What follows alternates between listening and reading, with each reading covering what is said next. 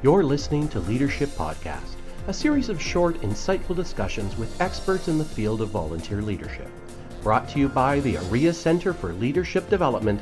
Your interviewer is Elaine LaChapelle. Well, welcome. I'm glad you could join us. We're here at the OREA Leadership Conference in Toronto, and I have a few moments to speak with Doug Keeley. He's one of our presenters. He'll be speaking a little bit later. Doug is the CEO and Chief Storyteller of The Mark of a Leader. He's a keynote presenter, a communicator, and a self-professed leadership junkie, which I love. And today we're going to be talking about 5-level leadership. Wonderful. Thanks it's great for joining to be here. us. Thanks for having me. I understand you believe that leadership is everyone's responsibility in an association. Can you explain that a little bit? If you want a scary statistic, all of the HR firms who do studies inside corporations will tell you that in a typical organization today, 20% of the people are leading, 60% are just following them, doing whatever they're told, okay, and 20% are actually wrecking it for everyone else. So our belief is the most powerful thing you can do to change an organization is to change those numbers. And that means making more people thinking and acting like leaders. And that doesn't mean they all have to be hierarchical. Right. We think of much more powerful definitions of leader than just hierarchy. A leader is someone who's in control. So that can be anyone. You're trying to get to an outcome that you want that's mutually beneficial. A leader is someone who goes first, which means constantly doing things you or your competition haven't done before. And most powerfully, leadership's about helping others to be their best. So when you think about it, all the great leaders in history, Mandela and so on, have all been able to elevate their people to levels of performance that probably they didn't even know they were capable of. So when you talk about 5-level leadership, then I guess you're referring to that concept. Is that right?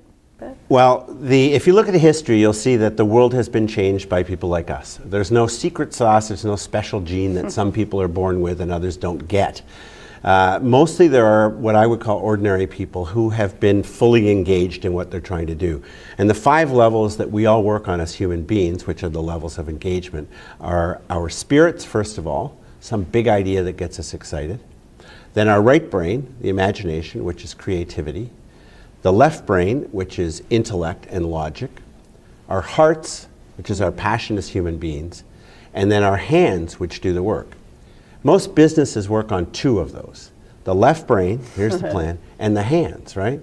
But great performance in human history comes from the other 3, actually. You have to have those 2, but great performance comes from a big idea that's driving you forward, thinking about problems and ways of doing things differently than everyone else is, and then the fire, which is the passion as human beings. I love that. That's great. Now, I introduced you as a chief storyteller, so I know that you love to tell stories. Why is that so important? Why do you think that's an important part of leadership? Well, cultures of all kinds are built on story, right? Historically, human beings have tied cultures together through storytelling, originally on walls of caves, and then with the printing press through books, music, and so on. And I actually believe, sadly, that that's getting lost in the corporate world today. Our stories are becoming PowerPoint charts, and I think that's very problematic. Because studies have shown that if you're listening to PowerPoint, you're only engaging that tiny part of your brain which we actually use for reading. But none of the emotional sides of your brain are being touched. With a great story, you touch people on all of their levels, their spirit, their right and left brains, their heart and their hands. And that's how you get people fully engaged. So I'm passionate about delivering and driving cultures of leadership which are built on stories. What are the stories that made this company great? What are the stories that our top performers have to tell? How do they exhibit behaviors that we can model?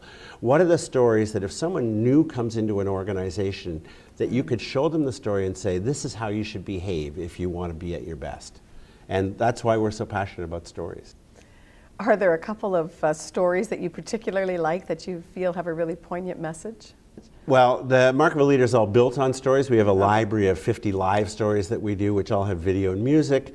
But if you ask me for 2, I would say in the world of business, my favorite story is the story from the 1980s of the FedEx driver who was trying to get blood, which he knew was time sensitive, to a hospital, and roads were closed. So he rented a helicopter to get the blood there on time.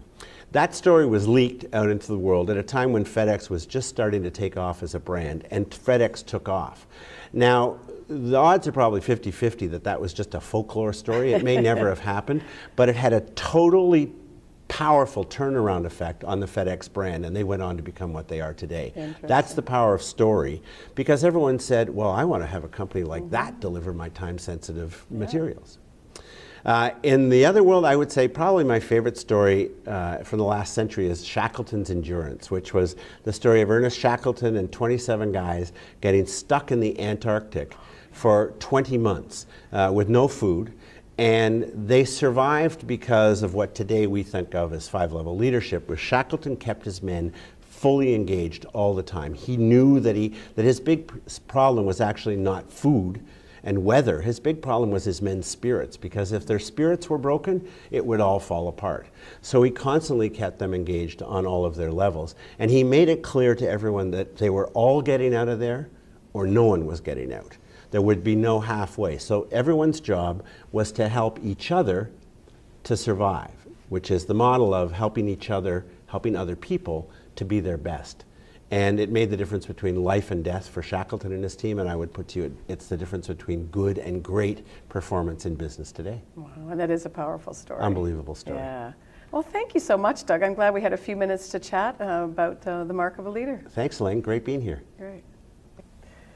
I've been speaking with Doug Keeley. He's CEO and Chief Storyteller of The Mark of a Leader. You can find out more about Doug at his website at themarkofaleader.com.